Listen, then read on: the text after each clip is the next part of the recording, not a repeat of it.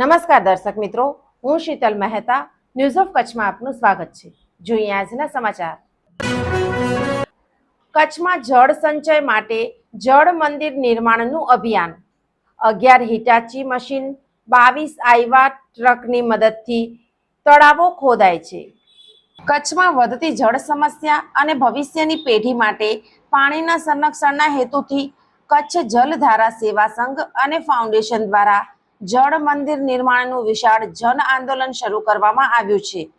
આ અભિયાન અંતર્ગત કચ્છના વિવિધ વિસ્તારોમાં પાણીના સંગ્રહ અને ભૂગર્ભ જળ સ્તર વધારવા માટે મોટા પાયે કામગીરી હાથ ધરવામાં આવી રહી છે। હાલમાં 11 હિટાચી મશીનો અને 22 આઈવા ટ્રકોની મદદથી જળ મંદિરોના નિર્માણનું કાર્ય યુદ્ધના ધોરણે ચાલી રહ્યું છે।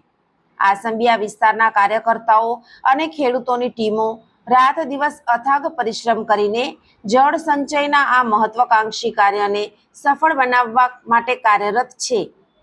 આ અભિયાન સાથે જોડાયેલા ખેડૂત મિત્રો પાણીનું મહત્વ સમજીને ભવિષ્યમાં ખેતી અને જીવન માટે પાણીની ઉપલબ્ધિ સુનિશ્ચિત થાય તેવા પ્રયાસો કરી રહ્યા છે।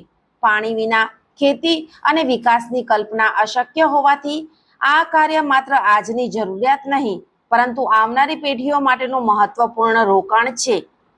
કચ્છ જલધારા સેવા સંઘના પ્રમુખ કેશવભાઈ ઠાકરાણીએ જણાવ્યું હતું કે કચ્છના દરેક ગામના લોકો અને કાર્યકર્તાઓએ આ પ્રેરણાદાયી કાર્યમાંથી શીખ લઈને પોતાના વિસ્તારમાં પણ જળ સંચય માટે આગળ આવવું જોઈએ।